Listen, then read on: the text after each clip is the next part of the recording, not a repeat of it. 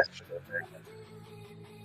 we're live, ladies and gentlemen. Welcome to the Best Damn Podcast, a special sit-down interview with the one and only up-and-coming local Central Illinois director, Ash Hamilton. Ash has been with us before, talk about his film F, Tales at the End of Times, and so far this film, from what I've seen, is dominating. It is dominating. Ash, how are you? Oh, we're good. Things are good. We've been busy. You've been. Every time I log on Facebook, I see the show is sold out. The movie sold this out. The movies took it home. This. How many awards have you taken home so far? I think we're now at like 28 is what we're at. Gosh. You're at 28 awards. How many nominations? Yeah. Oh, geez. Quite a few. I would say the nominations are probably upwards of maybe like 35 to 40 nominations. Damn, look at you guys cleaning the house. Holy shit. So trying.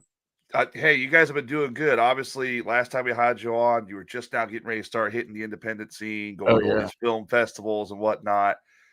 What's some of the film festivals you have been to that you didn't think you would get to? Like the ones you just were surprised, like, wow, we got invited? Mad Monster is a pretty big one. They're in Charlotte, North Carolina. Nice. And that was one that I really wasn't for sure we were gonna get into. Atrium is one that's in it's like Bogota, Colombia, and they're really, really big. And we didn't think that was going to happen. And we ended up getting into Oh my god, Hollywood Tim Gibbons actually got here. Oh my. I take back everything I said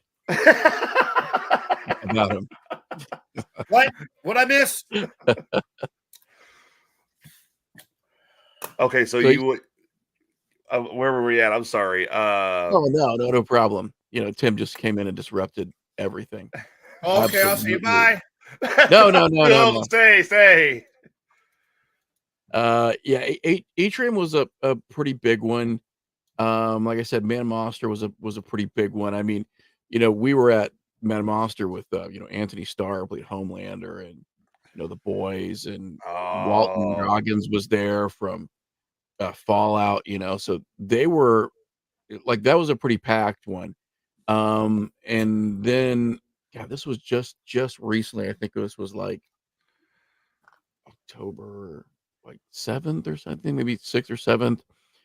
We were playing at 3. We were playing in Louisville, Kentucky. We were playing in Indianapolis, and we were playing in Albuquerque, New Mexico, all the same weekend. And of course, we were at 2 drive-ins as the hurricane blew through Kentucky. Oh my god! In Indiana, yeah. So we were supposed to be at 2 drive-ins. One of them actually lost power because of the hurricane, so we ended up the movie got moved to the local theater there. And then one of the drive-ins, the day that it was on, luckily the weather wasn't too bad, and we were able to see it at the drive-in. And then just 2 weekends ago, we were in Lake Geneva, Wisconsin, and then we've only got one more coming up. That's like a festival, and that is in Missouri, and that is the 23rd or the 24th. Can you imagine you're sitting there in the middle of this drive-thru, you're watching a movie about the end of the world, and all of a sudden the power goes out? Some of those people had to be panicking, like, "Oh my god!" Well, it's perfect and cheap marketing at the same time. And Baby Billy. Yeah, someone just commented, Baby Billy was there. So that was righteous gemstones. Yeah. Well, the guy who plays Homelander, what was his name? I forget. Anthony Starr. Yeah. Anthony Starr. He's hinted at he might be playing Dracula in the next Dracula movie, which I think he'd be perfect for the role. He's got that kind of crazy look about him. He's a better choice than, no offense, Nick Cage. Nick Cage wanted for years to play Dracula, but that the movie that we got was not what I thought it was going to be. So, Nick Cage is just sort of, there are times where he plays Nick Cage. Yeah. Love him or hate him, like, I'm glad we're in a world where Nick Cage exists. You could do a movie based upon the many faces of Nick Cage and just have the a movie about a serial killer that's wearing a Nick Cage mask, and Oh every yeah, time if something happens to a serial killer, you change the mask to reflect one of Nick Cage's faces from a movie. I think that's the next big hit That actually. that could be Killer Cage. Yeah. There you go. Oh yeah, yeah. Or Yeah. like Caged Fury. We can Yeah, there you go. we can roll with the yeah, the Cage part of the title. I think we got something there. Yeah. So this movie's obviously been making the rounds, making and really taking home a lot of awards. Yeah. You said the next one is in Missouri. I think a lot of people have been asking, a lot of people have asked us on the show since the last time you were on, when does this movie get a actual public release to where we can watch it? We've heard hints about a possible streaming service. We've heard hints about an actual theatrical release, and independent movies are really killing it. Like right now, the big movie right now is Terrifier 3, which is a big independent film. It's making huge bucks for such a small Oh yeah. budget. Yeah, yeah, definitely. So so we do have distribution. Like we did get approached by several different distributors, and then finally we narrowed one down that we really liked, and we sort of really like what they were offering.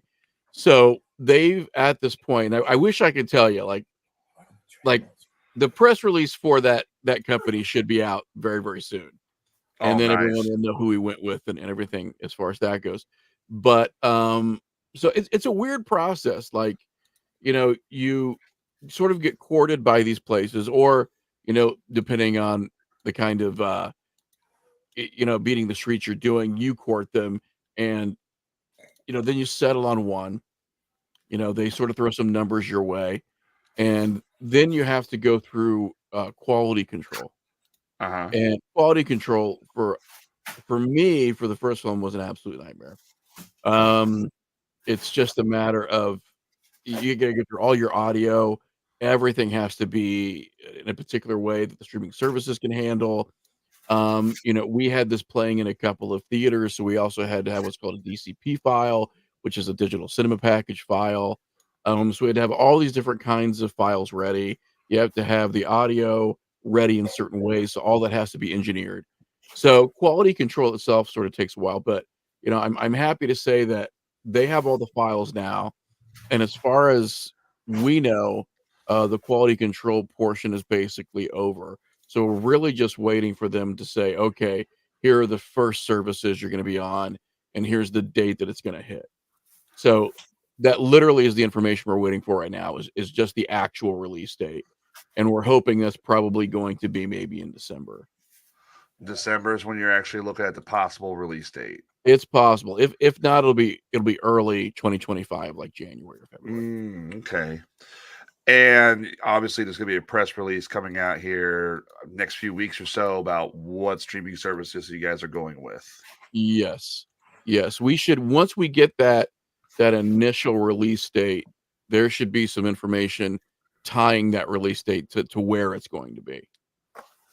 Was there a lot of people? Was there a lot of like people wanting to sign exclusivity rights for this movie because of all the awards? And obviously, I would say this movie's got to be a hot commodity. People's like sign with just using these for examples. Sign with Amazon, sign with Netflix. Was there a lot of people trying to get you to sign with one or the other? Yeah, we had, I think in total, we were probably approached by about 9 different distributors. Oh wow, Nice. Yeah. So, and that's that awesome. was uh, way different than the first film, even though the first film did really well. With the first film, we were sort of approaching distributors and trying to, get those relationships. But we obviously had people that I had either seen it at festivals or, heard about either award nominations and stuff like that. And they sort of approach you and say, hey, listen, we'd like to talk to you about getting the film out. But we had one in particular that does really, really well with genre films. I'm trying to see way if I can sort of tease. Like they've also produced several higher profile franchises. So like Hmm. they're very much horror genre, but they also produce a lot of horror as well, not just distribute and represent, but they also produce a lot. So when we talked to them, that one seemed like the best, like, organic choice. Just because they know the genre, they know the industry, they know what works and sort of what doesn't work, and they've had some big success with some of their films. So Right. Right. I wonder who that would be. Tim, do you know? I mean, they know. I mean, I don't think they can legally say anything, but I no, don't I think can, they I can. can tell you No. off the air.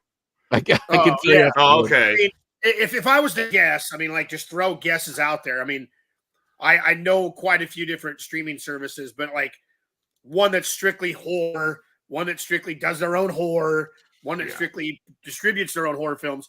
I feel would be my first guess would be Shudder, but I'd that's just almost go with Shutter too. that would That's be the a one I wild was guess. thinking. Just Yeah. think because of what they do. So the way it works is kind of strange. Like, so the way it works is that, like, you actually sort of find like representation. So a distributor will represent you.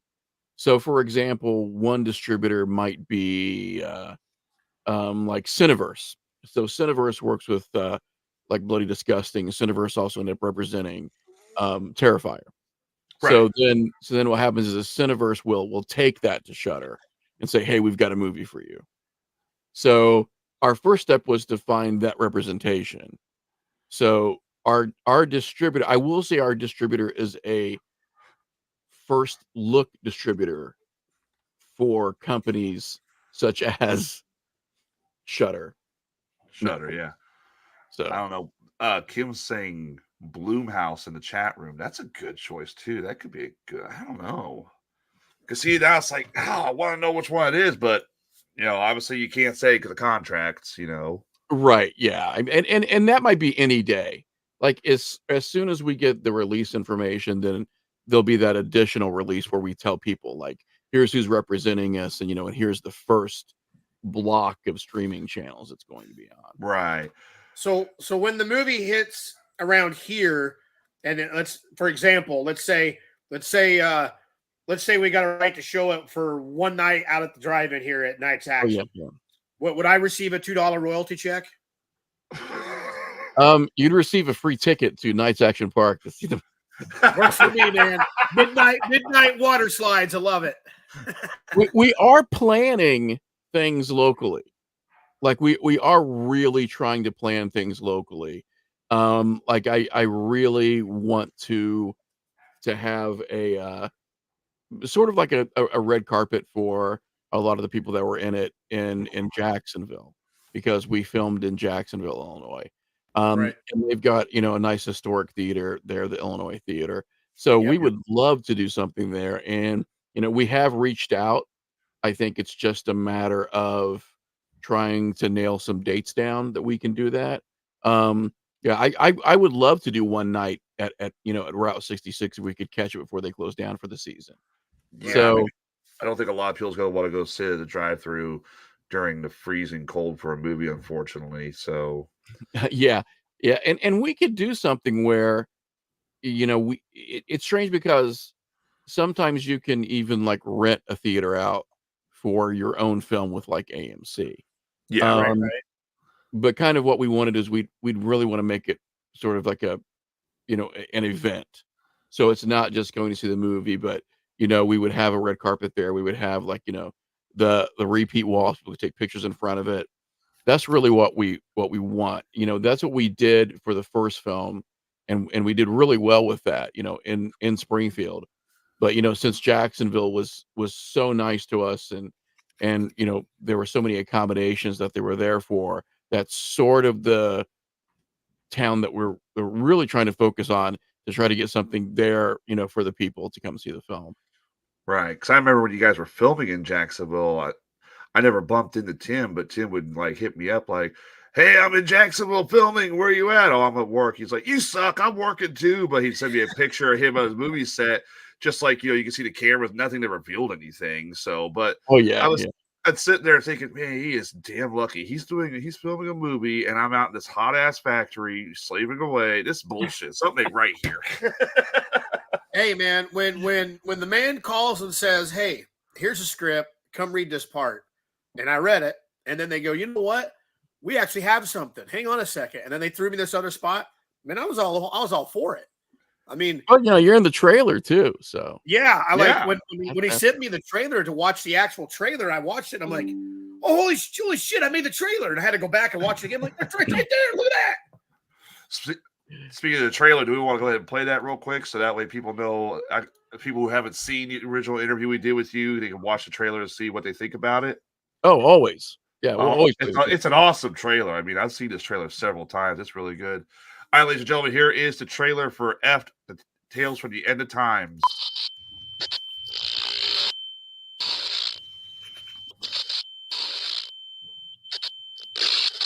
Diane, this world has plagued us by holding back our true power. Death will have no hold. However, when that door does open,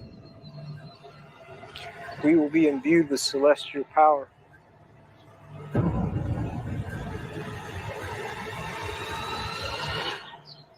Life will be eternal.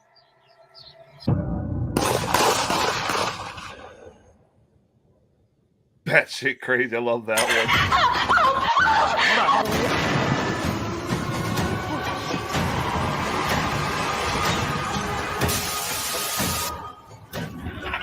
Let's see how many people spot me. The movie Daddy was in. Bring a knife with you. This is the ultimate tool. You're going to go, Mom. I'm not going to make it till morning.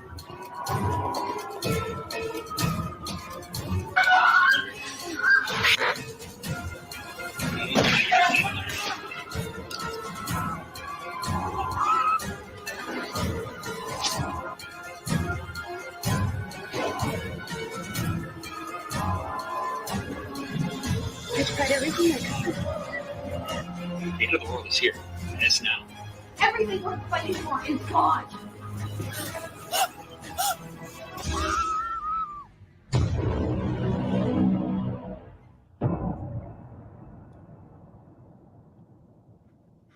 See, where was he? There, I think I recognize that guy right there. I think I recognize that guy. I'm not sure. Let me give you an insight. So I had a bottle, a glue bottle per se, about this big, that had this solution in it that I had to drink a big gulp of and hold in my mouth at a certain point in time for this spot in the movie I was doing. Now I could tell you, you know how many times you got to do a take after a take after a take after a take just to make sure that the producer goes, got it. And the director says, that's good. We're moving on. Right. I think it was probably about 6, 7, or 8 times that I had to drink this stuff. And I'm going to tell you a little secret. 2 weeks after doing it, man, I had no taste in food because that stuff was still in my taste buds. It was the nastiest shit ever. I might need it's to use just that. one step like above porn. I might need to use that stuff next time I do like the one chip challenge or something like that. If that stuff comes with no taste. So all right. So Tim, how did you get attached to this film? Honestly, man, like I've heard of Ash and the stuff he's done. He actually sent me a link to the Sean Miller story, the film he did that was streaming over on I believe Amazon at the time. And I watched the entire film. I gave him some feedback of what I thought of the film. And I was just told that he was in the works of something else. I told him, I said, hey, you know, if you need some help or you got a part that you need, or just give me a holler. And they gave me a call and I walked over and I read and, well, you know, lo and behold, there I was. You've seen it in the trailer. I mean, there's a little bit more I did besides just that part you saw in the trailer, but yeah. Right. And it, you know, it's for people that's never done something like this, you know, for being the independent film part of it is there's so many people that were there. There were so many different characters that were for this. inside, outside, upstairs, downstairs. I met so many different people who had not only parts of like either helping with directing or producing, but the makeup and setting this up for the scene and getting that set for the scene. And this was their job and this was their job and that was their part. I met so many different people in this that it was something that one I'll never forget because it was really cool. And I think it's really, yeah, we know you do your own. We all do our own stunts. It's something that I get to put on my resume and say that I was a part of an independent movie in Central Illinois, and I get to put Ash Hamilton's name on that for the recognition. And people are gonna be like, "Oh, I know that guy," and they're gonna know his projects and they're gonna know what he's done. So I just kind of fell into it by just saying, "Hey, if you need an extra, let me know." And they hit me up, and there we go. Right. And obviously, you were so. Next question I have for you. There are 4 directors attached to this film, correct? At 5 altogether. Yeah. 5 altogether. Okay, sorry about the number. The other 5 directors, we know about you. Obviously, you're the one that came up with the whole concept. You got all these guys together and said, "Hey, you know what? Let's make a movie about the fucking end of the world here, people." What are the other directors? What did the other directors think when you approached them about this film? These were a few of the guys I knew previously just from certain circles in filmmaking. I mean, it seems like a huge industry, but it's actually pretty small. Like you end up knowing people pretty quickly and develop these relationships with. So, one was local and had just finished a documentary based out of Decatur, Ben Harrell. And I had written a script with Ben Harrell years ago and have a good relationship with him. He's a real great stand-up guy and a good director, good storyteller. And I had known Dylan Brown and Josh Brucker because the found footage sort of scene with them. And Dylan had done Tahoe Joe 2. He had done The Flock, a bunch of other movies. And Michael Gregory, who was working on a post-apocalyptic short at the time, sort of just fell into it. So a lot of it was just saying, "Hey, just take a look at my script and don't do this." as long as you don't do what I've done, and we make sure that they're sort of in the same universe, just have fun with it. Right. And that's sort of how it was. Like there wasn't. It's crazy when you watch the film because it feels strange because even though it's 5 stories, it really feels like it feels like you're in the same apartment building, but you're in different apartments. If that makes any sense. Yeah, so it's basically like multiple stories that just happen to take place, during the end of the world, basically. Yeah, I think it has more of like a Pulp Fiction kind of feel where it's like we've got these different stories going on, but they exist in the same universe. This might be happening 3 hours before or 2 hours later, but you just get the sense that this is all connected. And we were hoping for that, but you never really know if you're going to get that. I was just going to be happy if we had 5 really good stories, but the fact that they did sort of gel was a nice plus for us. Okay, so you get over to Jacksonville, you start filming this film right away. Yeah. And obviously you've got multiple different people filming different scenes from the sounds of it because you're filming one scene, another director's filming another scene. Was there ever a time where you had confusion? Like, let's say Tim was supposed to be in a scene that you were directing, but you couldn't use Tim because he was already doing this scene here? Luckily, we had 2 units. So there were times where I would say, okay, we're upstairs. We absolutely have to get this done. Go outside and try to coordinate everything that's going to happen. Like we had maps. And when you get to this last part of the film, so the parts that I directed are the beginning of the film and then the wraparound sequences. So I start the film off and then we go to a different director and then you come back to me. Then we go to a different director, you come back to me. And then I film the end of it.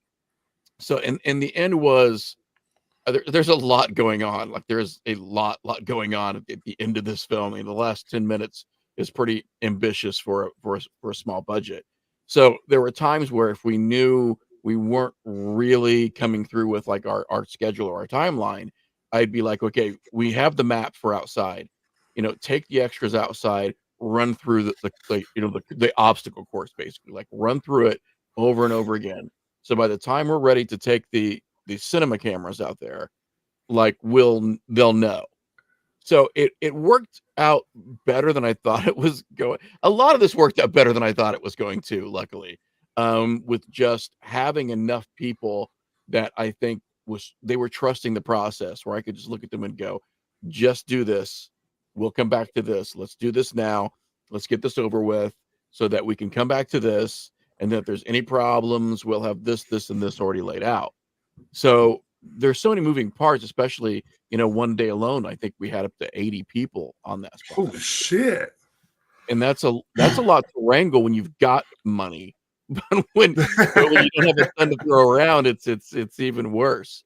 But it's, again, I think filmmaking in general, and I'll always say this, is it's a miracle if somebody says, hey, I'm going to make a film, and then they make a film. Like, I applaud anyone who's made a film, because the pieces that have to line up, it's like a celestial planetary alignment to be able to get this thing from I've got an idea to it's in front of the camera to now it's edited to now it's on your TV. Like, that process, it's a miracle that it gets started, that it gets completed, and then it actually gets out to the public. So, when you're there doing it, you're always thinking, well, I could be one of 100,000 films that doesn't make it anywhere, that we get caught up in post-production, or, for whatever reason, we don't have the things that we need and we shoot it. Things will happen. Things will get wiped off of hard drives. Things will be out of focus. There's always that, that wrench in the works, and you always have to try at least to think ahead of it, but you can't always. So you're always anticipating at least a few things, to go tits up, and then you don't, and then you just got to roll with the punches. And you'll see a lot of that in post-production. And when you finally sit down with the footage, you're like, oh, that looks great. And then you're like, oh, did we not get that? Did we not get this piece? Like, were we not rolling? Or, we didn't get this piece of connective footage, or this effect didn't come out the way you wanted it to, or all of a sudden you have this really wide shot and somebody left a prop in the corner of it. And you're like, man, now I got to digitally remove that from, all of this footage. That's going to take me an extra week. It's crazy, on the outside looking in, crazier on the inside looking in. I would say between this film and your previous film, which film would you say? I think obviously the last film you did had the most digital effects in it. Obviously, if people who haven't seen that film, go watch that one. This film, would you say it's about on par with the stress level? Because I know the last film you said was good to work with, but you also had your moments. Was this one? Do you find that filmmaking process, for example? I know I'm going to reframe my question here because I'm stuttering. Sorry. Do you find this film was a lot easier to do than the last film? Oh God, no. It was.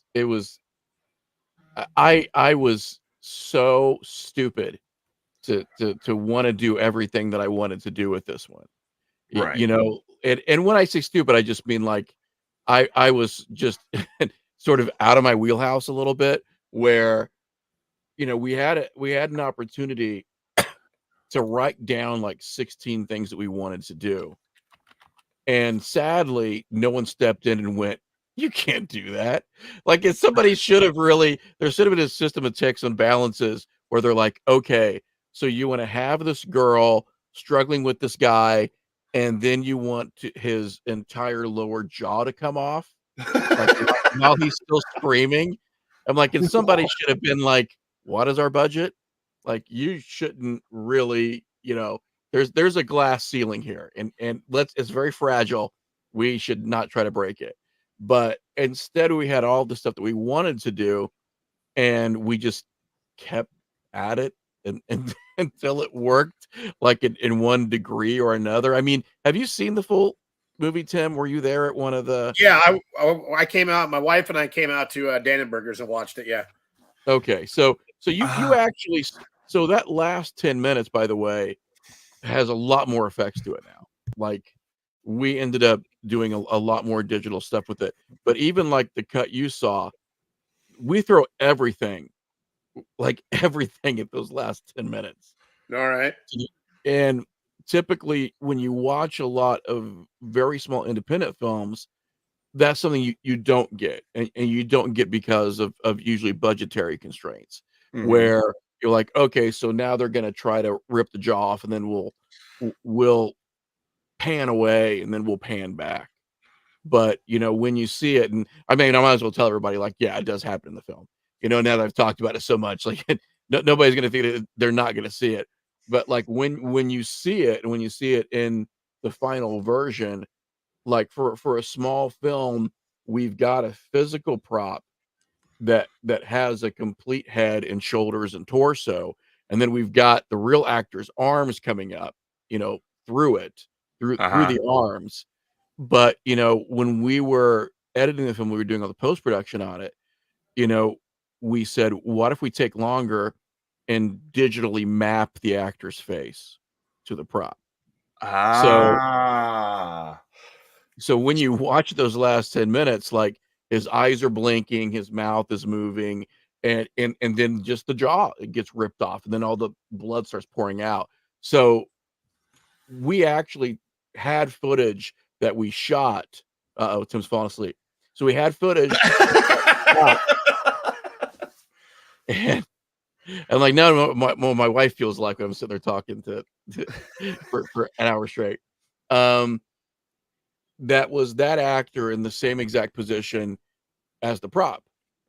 So the idea is that if we have the real live action footage of this actor and he's screaming and his face is moving and everything, and we're able to map it, then we can put his face on the prop and you're seeing his actual face move and Nice. you're seeing it. Ah.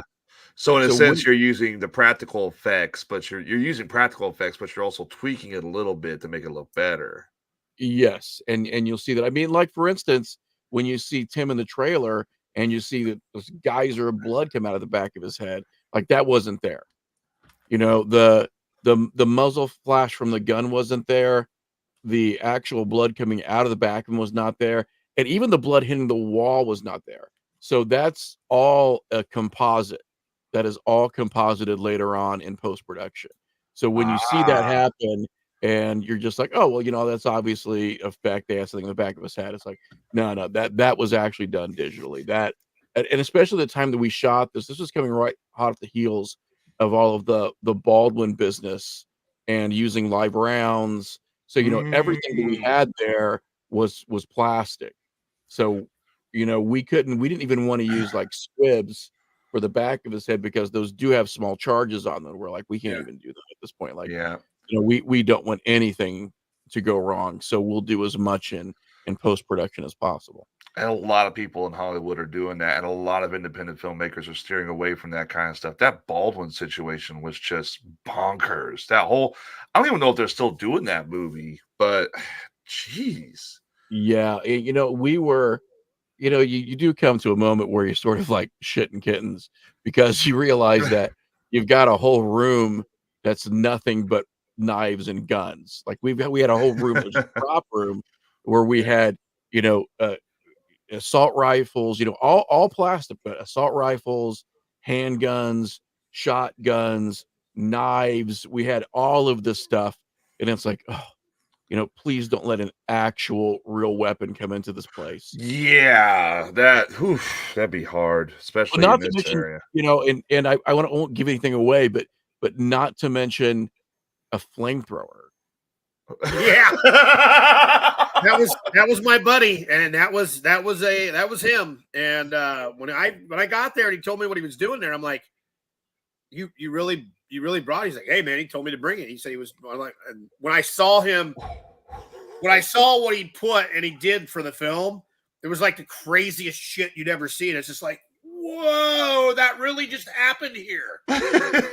Wait. You a friend of yours who was in the film, Tim, is it a legitimate flamethrower or Oh, it's a real, real. it's a oh real deal. 100% real. God, He had he had the tanks, everything on there. You saw what came out, and then it lit. Oh, it was yeah. so Now- You may have barbecued a few birds that day. We just don't know. there's a few birds. Oh, yeah. Yeah, the cats were eating good in Jacksonville that night, So- probably. So the real question for people who see the movie is is when that scene happens, you have to guess what's actually on fire and what's not. Oh. So If that'll this- be the quiz. Will be what in this scene actually caught fire and what was augmented in post-production. The right donation, I may just tell you. I'm just nope. You I'm gotta about to watch say, it. I just got paid today. Don't tease me now. Tim. Come on. I will protect the innocent and change names. But in the film, some people might be on fire. Oh, But that's no. that's the idea, is that you have to watch the scene and ask yourself, is that person actually on fire? Because the flamethrower looked pretty real, and the flamethrower was definitely there on The fire. flamethrower was definitely, it wasn't one of those Elon Musk weird looking flamethrowers. It was legitimate, like Oh, no, Vietnam it was style flamethrower. 100%. Oh, yeah. Oh my gosh. I don't know if I trust Tim Gibbons anywhere around a flamethrower. That's just a scary idea. Well, if you knew my buddy who owned it, I'm saying I'm not sure I trusted him with an actual 100%. Oh, yeah, flamethrower, but it worked. You can trust him even less. Oh Yeah. But it worked. And when you see it in the film, it's just there's things you're gonna see. Look, man, there's the biggest thing that I got from this was like being there and seeing it as we're doing it is a complete different concept when you see it behind the camera. So like the scenes we filmed in like the hallway piece, doing it was a complete different perspective. So when I stepped behind and got to look through the camera and see it play back, I'm like, that, I mean, that's a whole different perspective. Like when you're a referee in the ring and wrestling, but yet you sit on the outside and you see it from that angle, it's a whole different perspective of it. And to see how it all pieced together in a matter of 10 minutes of just roll and you boom, boom, boom, boom, boom, boom, boom, boom, and cut. And then you watch it back on this tiny little screen about this big on the camera, and you're just like, holy shit. And then you get the actual film itself, it really will put your mind for a loop. It blows your mind on certain parts of whether it's independent film, whether it's a huge blockbuster film or what it is. You get to see the best part, and you get to see everything come together at once, and it's awesome. That's all I can say. I mean, if you ever get a chance to do something like this, any of you people out there listening, watching, whatever, I highly suggest try and find something to this point in magnitude and see if you can be an extra, see if you can be a background person, because I'm telling you, not only will you have fun doing something like this, it's an experience that it's hard to explain unless you're there right next to the same person that was on the set doing what we were doing. Right. So, Tim, you have seen the film. Yes. Was the film you've seen the film? Was the film everything you thought it was going to be, or was it one of those films you went in thinking, "I know what this is about. I know what they're doing," and then you left the viewing and you were like, "What the hell?" Nothing about the other parts of this film. I knew the part that I was supposed to do, what was to happen before my part was supposed to happen, what happened after my part happened, and that is it.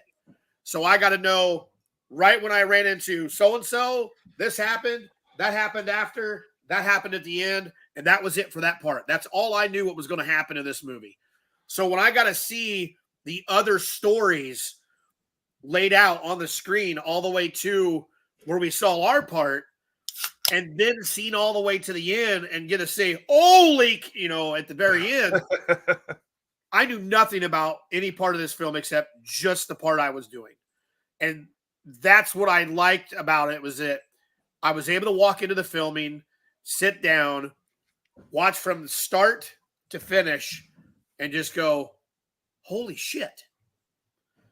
Because if you know what you're doing, or you know what's coming, or you know all this other stuff, that will kind of mask what you want to think when you actually watch from start to finish.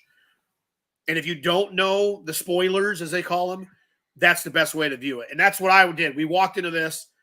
I knew this much about the film. Ash had told me, and everything else just came together, and it was a phenomenal film. And for what we were able to do was I don't even know what the word would be used. I mean, you can't just keep saying the word awesome over and over and over because it doesn't put more onto it. It's just you had to be there to see it on camera, behind the camera, and then on the screen itself. And when you guys all get to watch this film, you got to sit back and you got to think, this is an independent film done by local people, local producers, local directors who've had big budget things that they've done in their past or are getting ready to do even bigger things from here. So you got to come back and you got to sit back and think, I'm going to sit down, I'm going to watch this movie. And when it starts, I'm telling you, pay attention because you're going to see things that you thought you saw, that you didn't see, but you really did see. That's all I can tell you. So when you saw the film, was it like you were sitting there watching the film and you're like, okay, that I remember seeing that stuff makes sense, why that was there and all that stuff. It was like piecing together the whole day you were there, the whole days you were there. No, you were there because multiple days. I was there one day. So I was there from 8 a.m. until whenever. I was in one section and then I went straight to makeup and then I went straight to where I had to film. And that's where I stayed all day, was in that one area and filmed until it was done where they needed it to be. And then after that, I went downstairs, cleaned up, done what I had to do, and that was it. I mean, it was simple as that.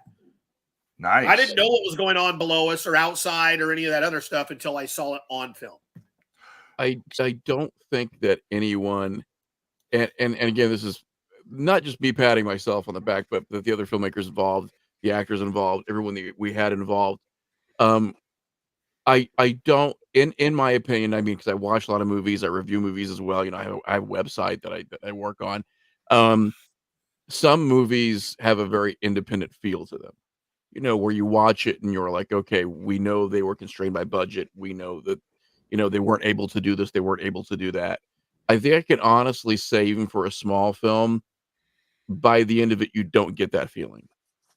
Right. You get the feeling that it was purposeful in what we did and why we did it, and then I don't think you get that feeling because, again, I don't really think people are going to expect what we throw at them the last 10 minutes of this movie. So obviously you can't talk about the last 10 minutes of the film. Tim is sitting there saying We can talk about some of it. Okay, can we? There's certain aspects. There's especially one thing that happens at the very end that almost shocks everyone that we were able to do it. Ever since I've met you, I've been wanting to see this movie. It's like I've been watching on Facebook. It's like, come on, where's the movie at? I want to see it and all that stuff. I should have just sent you a screener. I got a screener. You could. Yeah. That's how I watched this other one. He sent me a little screener deal and I watched, the Sean Miller story. Yeah. The Sean Miller story is really good. Is it?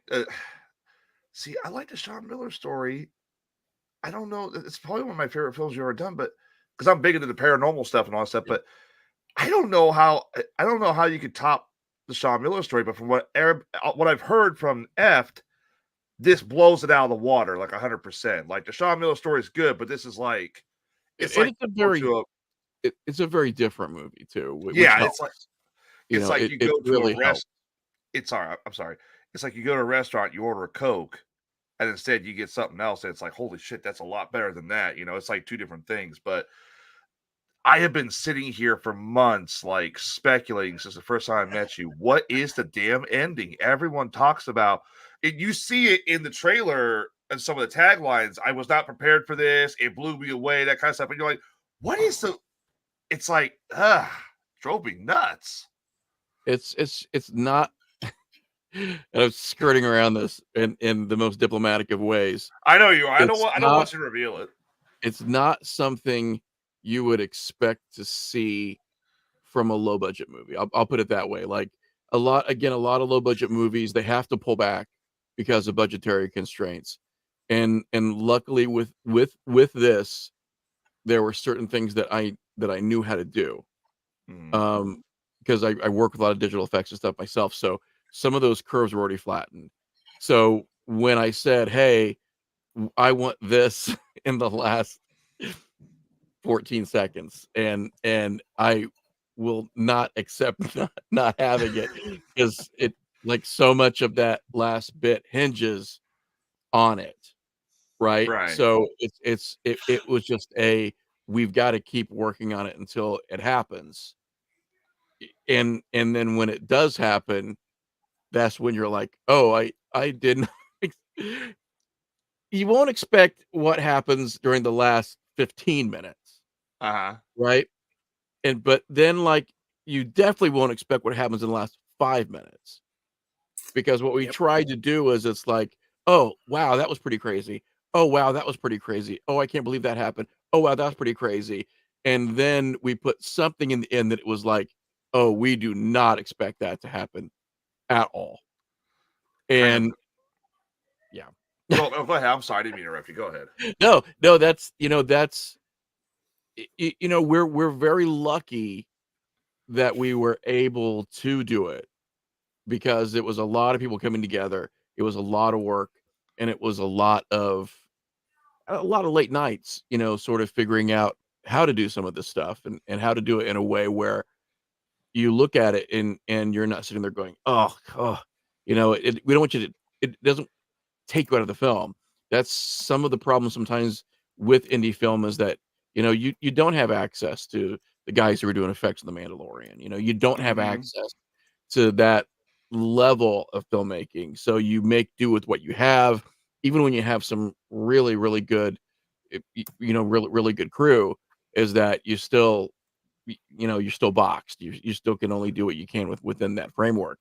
But there's, I'll send you the screener, and then you can Okay. and then you can watch the last. You just won't expect it, and I don't think anybody really expects it. I think people expect it just a certain level of, oh, they're going to get a little crazy because this is a really small film, and then all of a sudden the last 10 minutes. Oh, okay, I'll say this. I will say this. Like I keep trying to. I know you keep skirting around. I'm sorry. I'm sorry. I didn't mean to put you in this position. A lot of people will go into an indie film that's about the end of the world, and they're going to expect to see events around the end of the world, but they won't expect to see ground zero. Right? Okay. Because it's like, oh, we can show people in a cabin. We can show people here. We can show people by a lake. We can show these events that are happening that are sort of outside of ground zero, right? It would be like making a very low budget film about like 9/11, for example, and saying, okay, there's things that we can't expect to see because of budgetary limitations, but we can see how it affects families here, how it affects them here, and we can sort of intimate that the event happens without showing it to you, right? So with a lot of smaller films, that's the expectation, is that, yeah, we're going to see the end of the world happening in small doses, and you'll see it happen here and happen there, and we do that as well. But the last 10 minutes, you are basically, what we tried to do is we tried to say, if there were a news reporter and her cameraman literally at ground zero, what would they be seeing? And this is what you see the last 10 minutes. Right. So now that this film, how much you got this film coming out very soon? There's a release window coming up. As we've seen some people in the chat are saying they can't wait for this, and Tim is also notifying everybody the release window will be announced here. Just stay tuned. We've heard there is rumblings that you have another project in the works. Is that correct? We have a couple lined up that are there's one that legally I can't talk about, and I want to talk about it so bad. So the next thing I'm doing strangely is a documentary. Okay. But it is actually about a book that my grandfather wrote that deals with the sensei deals with witch, reincarnation, a backwards group of like hill people, and a bunch of weird local legends. And this is a book your grandfather wrote? My grandfather, yeah. That sounds and he pretty was interesting. and he was sort of at the center of it at the time. Oh, So we are trying to find people who have memories of certain events. There are certain locations that we can go to. I obviously have family members that can still talk about this book and sort of the stigma that was around it. It is very, very centered in the paranormal and the supernatural, but it is a documentary. hmm. How long ago was the book wrote? Oh, now we're looking at 40 years ago. 40 years ago. Yeah, 40 plus years. Was it ever published? No, no. In fact, for the longest Oh. time, we weren't really for sure if it existed. It sort of changed hands within my family. And now you found it and you're going to make a movie out of it, basically. And we found it, and I was able to, because this thing always seemed to disappear. You'd find somebody said they had it, and then all of a sudden they said they didn't have it. They didn't know where it was at.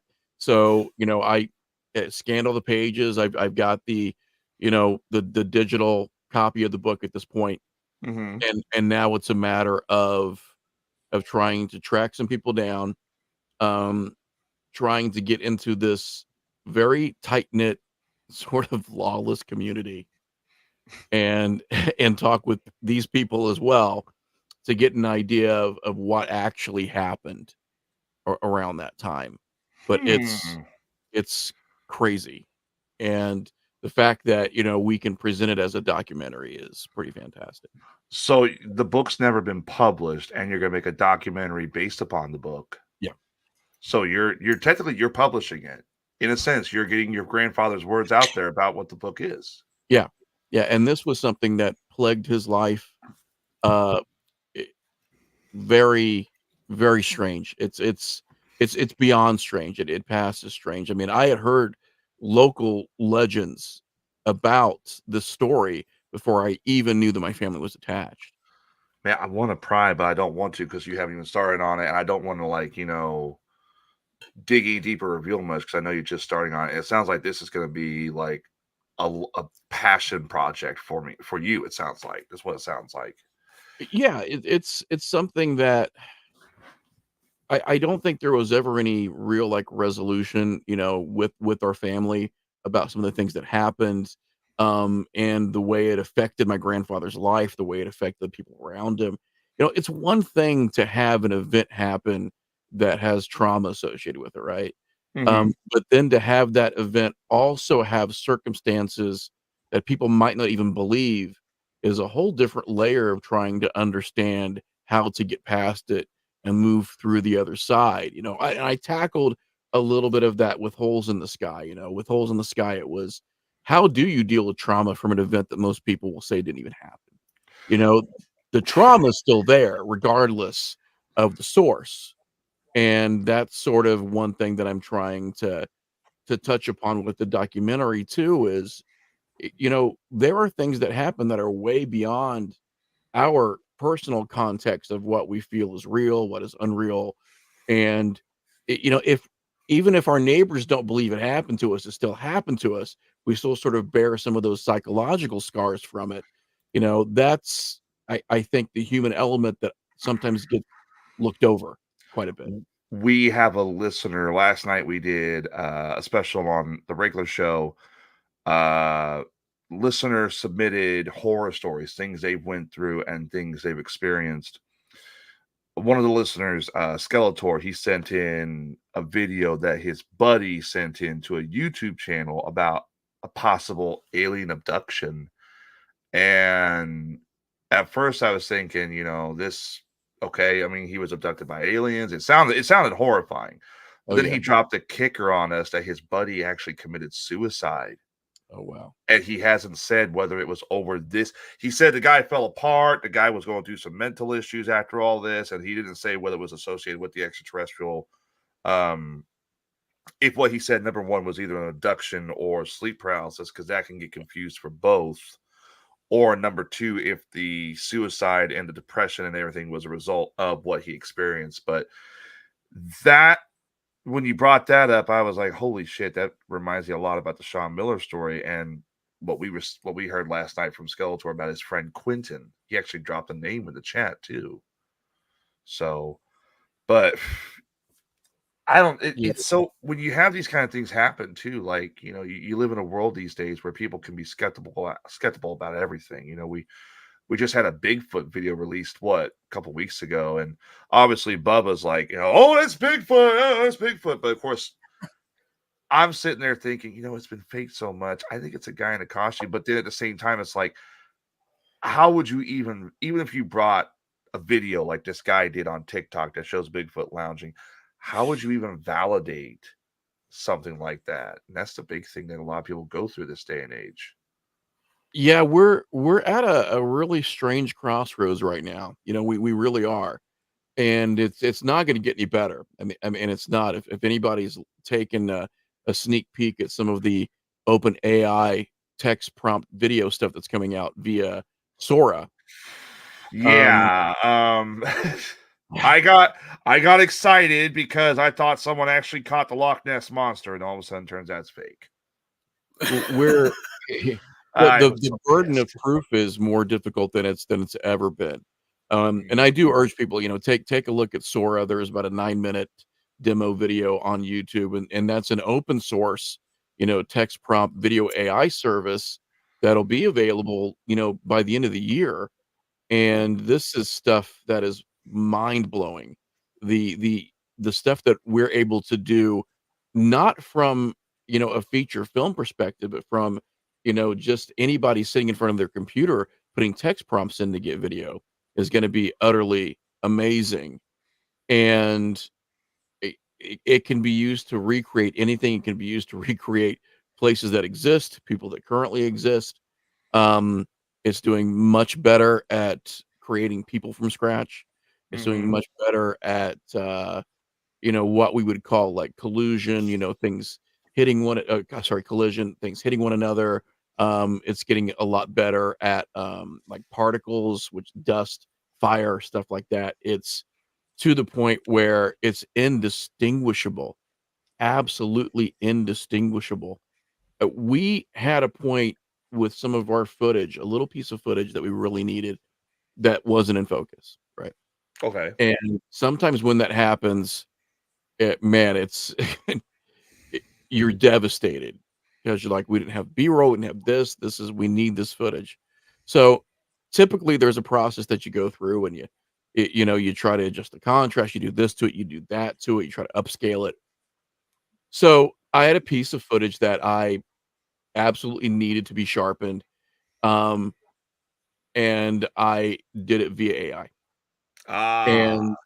And it was indistinguishable from the rest of the footage.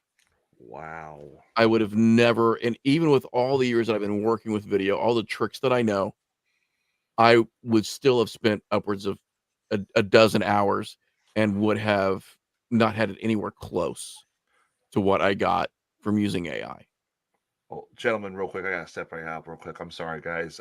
Tim, go ahead and ask Ash some questions if you don't mind. Wait, didn't give me a run sheet of what he's already talked about or anything. When the hot sauce hits. Yeah, right. So, besides the documentary that you're going to be working on, have you and any of the other producers from EFT collaborated with anything else to kind of like not follow up to EFT, but kind of start a whole new, just I don't know, like a whole new movie or any ideas bouncing between any of you guys to work together on anything new?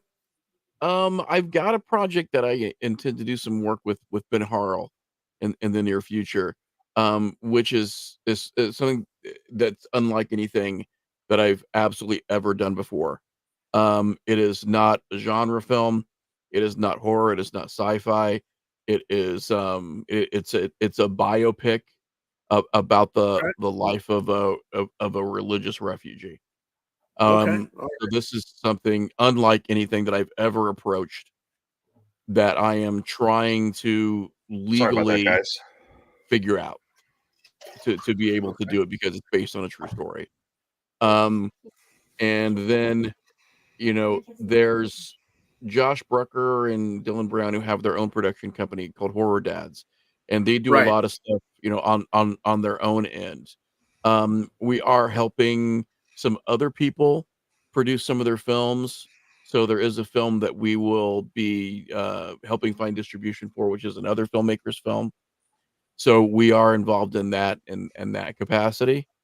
But we've got the 2 documentaries on slate. I'm looking at trying to write this biopic as soon as we can get that sewn up legally, and also done in a way that we're not putting any of the people in danger that it involves, because it Sure. does involve Mhm. religious persecution. Okay. And some very big political names that were Ooh. involved in it in different countries. So we're trying to figure that out. And then I'll tease something very briefly just to get people going nuts. But imagine there was a very, very successful horror film that has spawned a huge franchise over the period of decades. And let's just say that it was rumored there was all this extra footage for it. And people have doubted the existence of that footage for years and years.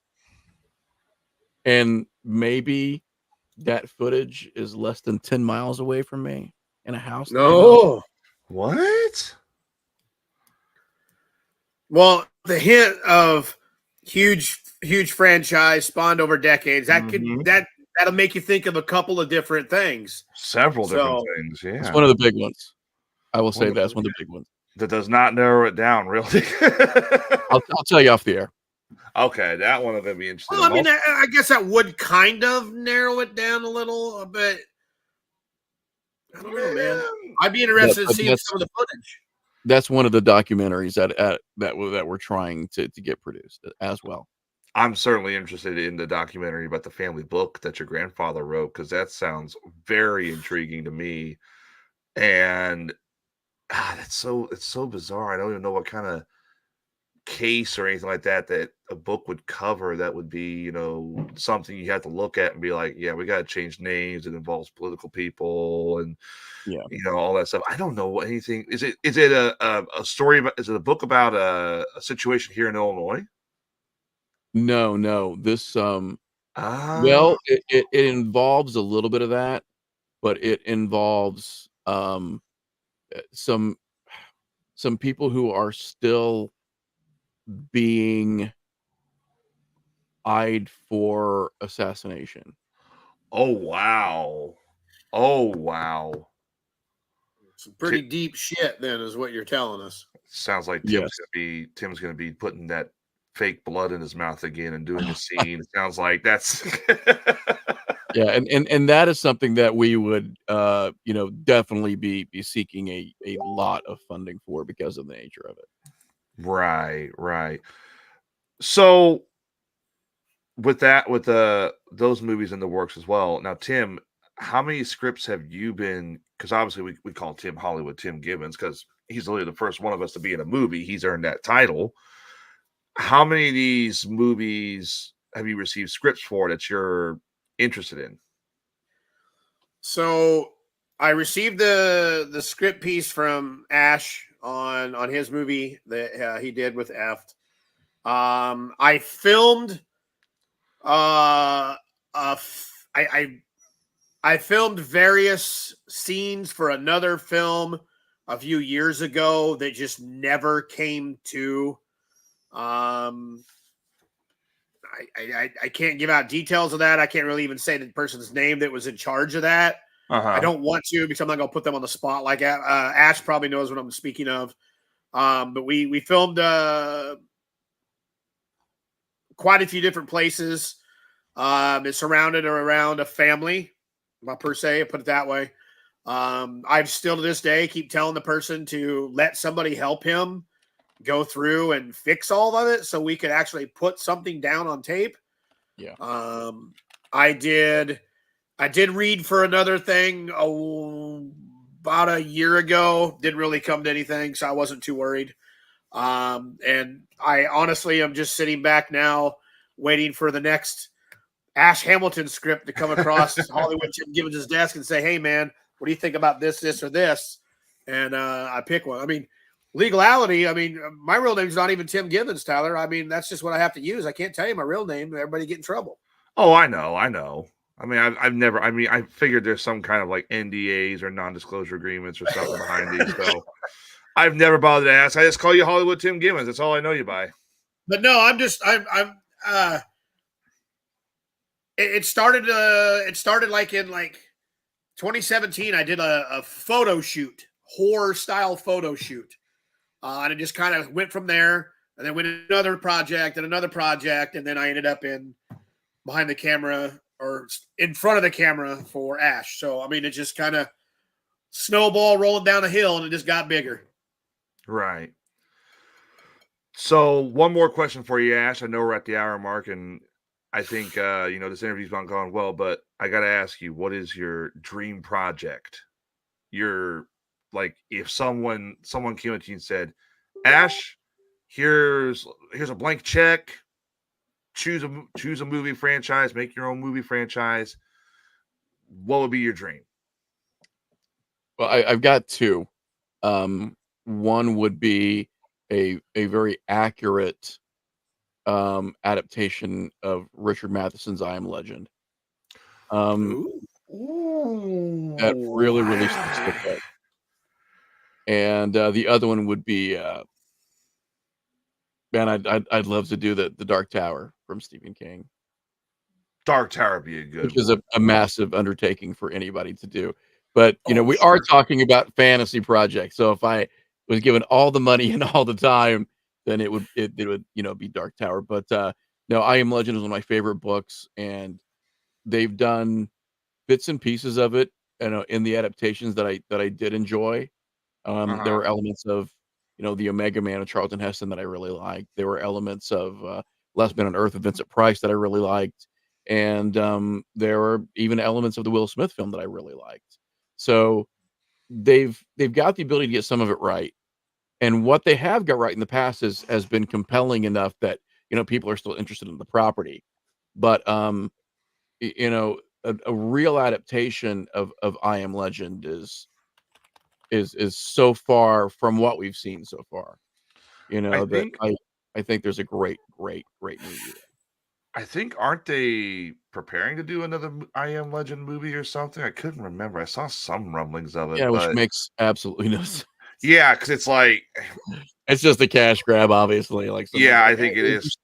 We can still use that property. Why the hell not?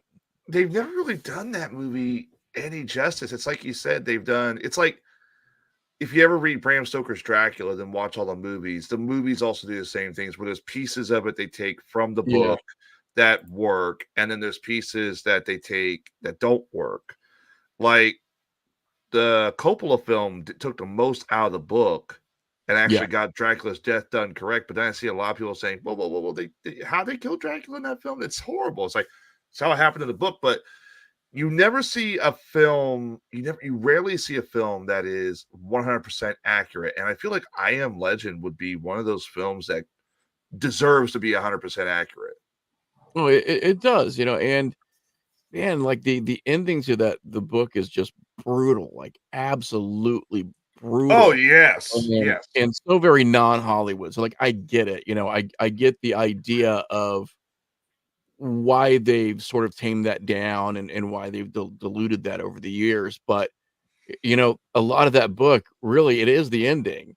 The ending gives you an idea of why all of this is happening the way it is now in the book, and gives such gravity and impact and weight to the story that I think that there's a fantastic movie there, and there's also a fantastic horror movie there. So it's like, if you can get it right, if you can really get it right and get somebody who could deliver Will Smith's performance, for example, which he was excellent as Robert Neville. He really was. I mean, he conveyed a sense of isolation and just being lonely and and being so detached from the world that he knew. Like if you could take that and then write the script that was supposed to be written off of that book, you would have something pretty amazing. But Mhm. I don't know. I mean, I think we're far enough removed from it now. We probably could do it. I mean, what has it been now? It's been what, 20 years? It was 2007, I think, is when that film came. About 20 years, yeah. Yeah, so we're coming up on that mark where publicly it's been out of the public conscious for a while. Mm-hmm. Yeah, 2007. Yeah. Tim, what about you? What movie would you do? Shit. There's a list. Well, not really. I actually told Ash this the last time I spoke with him. When I was in high school, I started writing a movie script, and I put 5 of my friends in this movie, changed all their names completely, and I flip-flopped their actual characters. So, for example, what I mean by that is I wrote the film about Tyler and Ash, but Ash, you're actually Tyler, and Tyler, you're actually Ash. Ash, So you do not want that title. I'll tell you that right now. That's right. a No, you horrible don't. title. I did it that way so that nobody, if I was to ever finish this and ever were to do anything with it, people watching it wouldn't be able to go, Jesus, that's me. They wouldn't be able to do that because I flipped them over the opposite direction and made somebody who wasn't Right, yeah. there. And I didn't finish it. It's still on a drive. It's just sitting there. And I think the last time I even looked at it, I think there's probably 80 pages worth of stuff. That was it. Dude, I'm 44 years old. I graduated high school in 98. That's almost many moons ago. I wouldn't even know which direction to go with it right this moment. But I wouldn't want to go and say, Ash, would it be okay if I did, what's up, Richard? Would it be okay if I did a small adaptation of Eft? I wouldn't want to do that because I wouldn't want to try to live up to what it's already going to be and try to make it my own vision because it wouldn't do justice for it. So I would want to do something on my own, which that's what I did. And I just never really completed it. So I wouldn't want to take from something else like they're already doing in Hollywood for the last 40 years. No shit. And just revamping. I did it myself and just changed some things around to what I would feel that a 90-minute movie or 87-minute movie that I wrote would be if I were to turn it on and click the button on my TV and watched it. Right. But we're all living on borrowed time. I won't let my boyish good looks betray my actual age here. But I am hitting 50 next year. Bullshit. No, there's no way. Yep, next year. So I feel it. I feel the crunch. I do. I feel the crunch. What's your secret? How are you staying young? Did you find the Holy Grail or something like that? Or it's it's absolutely no responsibility other than watching horror movies and trying to tell stories. There you go, everybody. You want to stay young? Watch horror movies. Yeah, that's absolutely it. Yeah. I'd say one film if I had the money and they gave me one franchise. It would. I know, obviously, some people would be like, he choose like Transformers or Godzilla. No. I'd bring back Friday the 13th. I do an honest to God good. How long has it been since we had a good Friday the 13th film? Again, we're looking, I think, right around the same time, probably as I Am Legend, that we had that remake or reboot or whatever it was, and that's it. Well, that reboot, it had some good ideas, but it also was poorly executed. And I feel like we've had Michael Myers so much. Don't get me wrong, I love Halloween Death. The last film, me and Tim both were like, dude, that movie sucked. Oh, I hated the last Halloween with a fierce passion. And I rarely hate movies. Like, I try to find the good in any movie. That one tested me. He got to watch it before me because I was at work that night. And he messaged me. He goes, hey, have you seen the new Halloween movie? I'm like, no, I haven't. I'm at work. He goes, Don't even bother, man. And he went on like this 10-minute rant on a voice message of how bad it was. I'm like, well, I guess I'm not going to watch it. And then I got home from work that next morning. I'm like, excuse me. I'm like, you know what? I'm going to give it a watch and see if it's that bad. It is that bad. It was horrible. My wife and I were sitting there watching it, and at one point we sort of looked at each other and went, "Is this really? Is this really the movie?" Yeah. Like it almost felt like they just uploaded something like as a ruse. Like, here you go, pirates. Even though it was like, even though it was like the official release date, it was like they were just saying, "Ha ha ha! You'll get the real Halloween movie tomorrow." They'd be like, "Oh, you did a number on us." But instead, like the credits rolled, and I'm like, I don't think that's going to happen. Yeah. I think this is it. Yeah, I mean, there's many movies that I hear, just like I told Tyler. I mean, don't waste your time, blah blah blah. People told me, and I'll go watch it, and I may like it, or I may be like, yeah, you're 100% right. That was absolute garbage. Yep. But I've got to give it a chance. I've watched a lot of horror films in my life, really old horror films, all the way to where we are today. And there's some I really enjoyed. There's some I was just like, what in the is this? And some I got halfway through and turned off and never turned it back on. It's just there. It just happens. Yeah, there's some horror films you'll watch almost constantly because you're trying to nitpick every small detail, every small thing you might have missed. And then there's films like that Halloween film, the last one, where it's like, God, what the hell were they thinking with this one?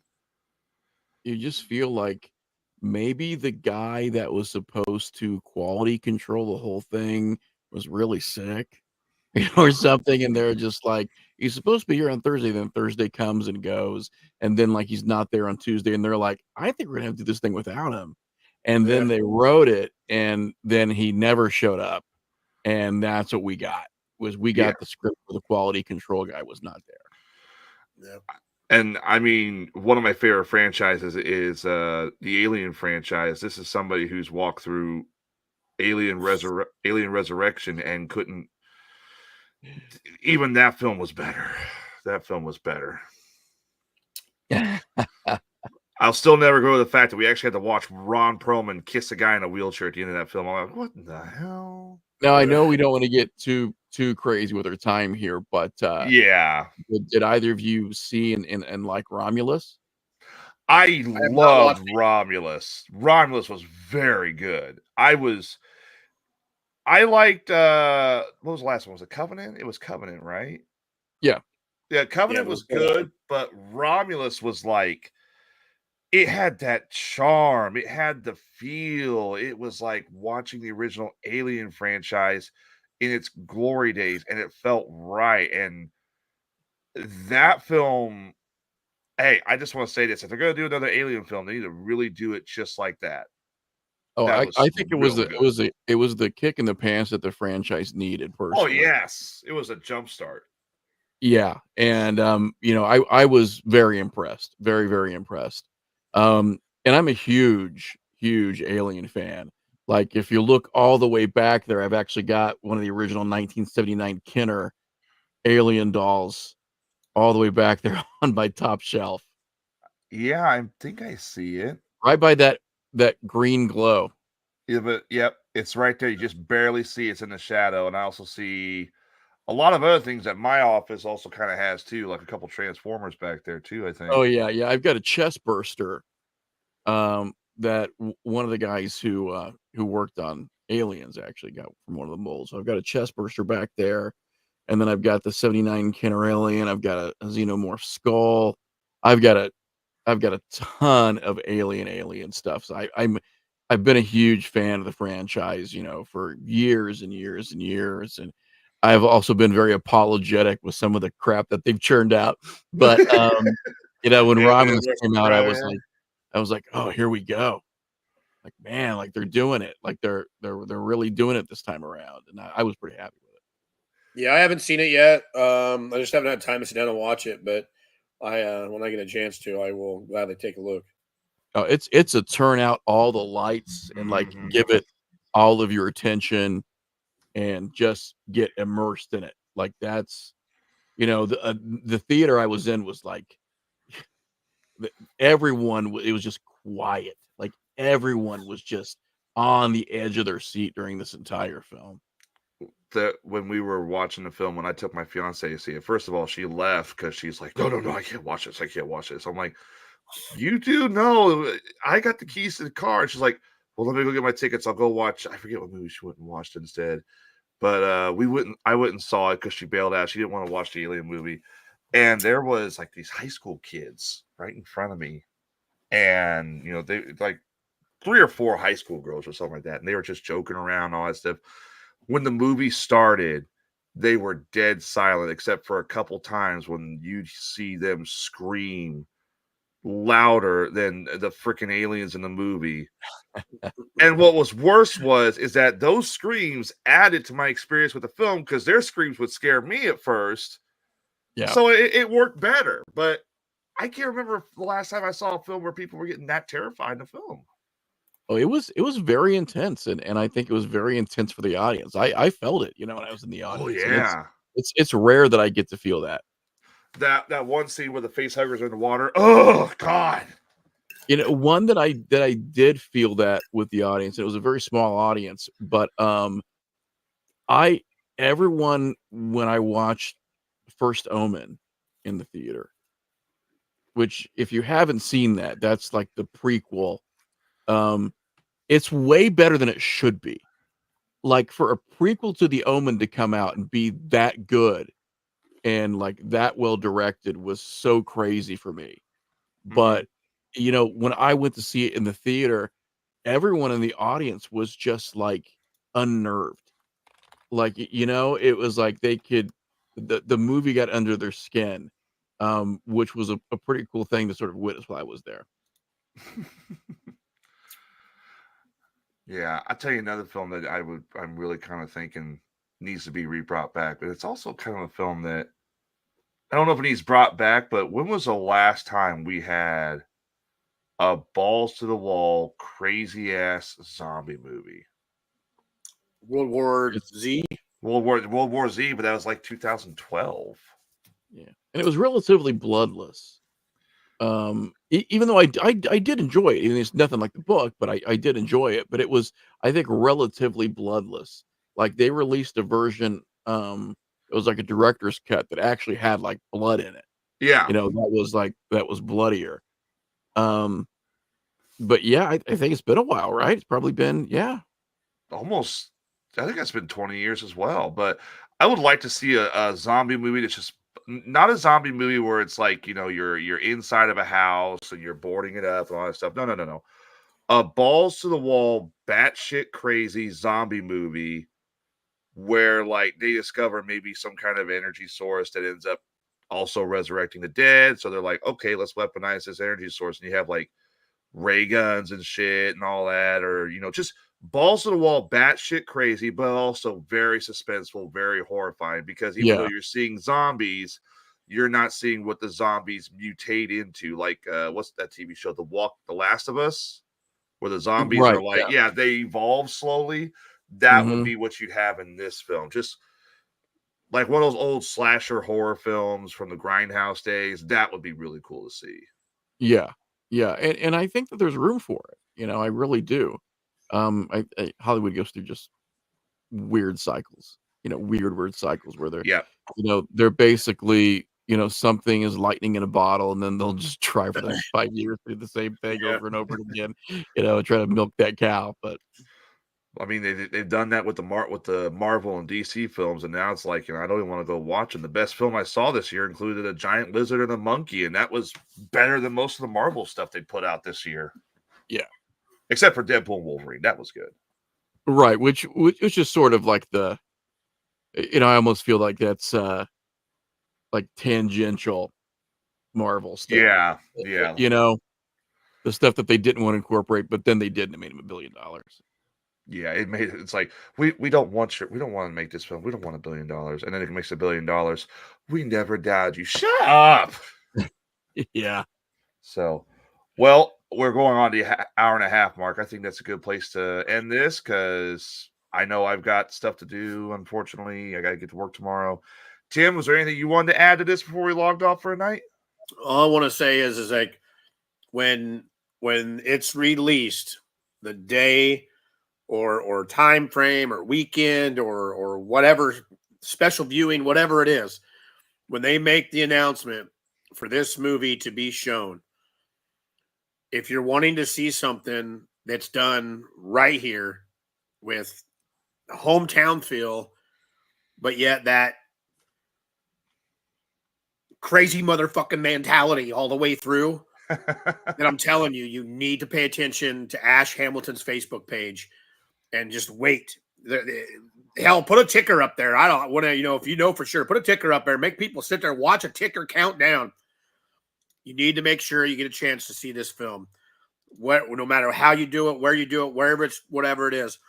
And if it hits a streaming platform or it goes into wherever it is, then by all means, make sure you catch it on there as well. Because I'm telling you, this is a film that you're going to enjoy from start to finish, all the way through. I enjoyed doing just a little bit I was in. I enjoyed watching the film, everything that was put together. It meshed. I'm telling you, this is something that you're going to want to watch. I am glad I was a part of it. And I thank you for the pleasure and the opportunity to be able to do something like this, because it's, I'm telling you, man, it's a mind changer, and it's a very, very, very exciting experience to enjoy. And thank you for being a part of it. Everybody contributed to make it what it is. Well, I can tell you right now, you got me. You're now probably one of my favorite directors. I'll tell you this right now, because the Sean Miller story was good. I've heard everything about. Well, I haven't heard everything like the story, but after them all hyped this for. Is what he does in interviews. He sucks on the ass. He's kissing the ass now. Yes, this is the part of the point. This is the point of the interview where I kiss your ass. So Tim's next. Don't worry. As a married man, I'll take it. But no, seriously, the documentary movies sound really good. I'm gonna definitely want to pay attention to when F comes out and when I can see it. Ash, it's been a pleasure as always. Good luck with the film, and we hope to see it very, very soon. Well, thank you so much. I do appreciate it. I really do. All right. And that is it for us. We will be back tomorrow with another edition of the Best Damn Podcast. Hamilton coming on. If you want to keep updated on Ash Film F, Tales of the End of Time, and future projects, there's his Facebook. Go to it, and we will keep everybody posted once we hear more news as well. So, guys, that's it for us. We're out of here. We'll see you tomorrow. So long, everybody.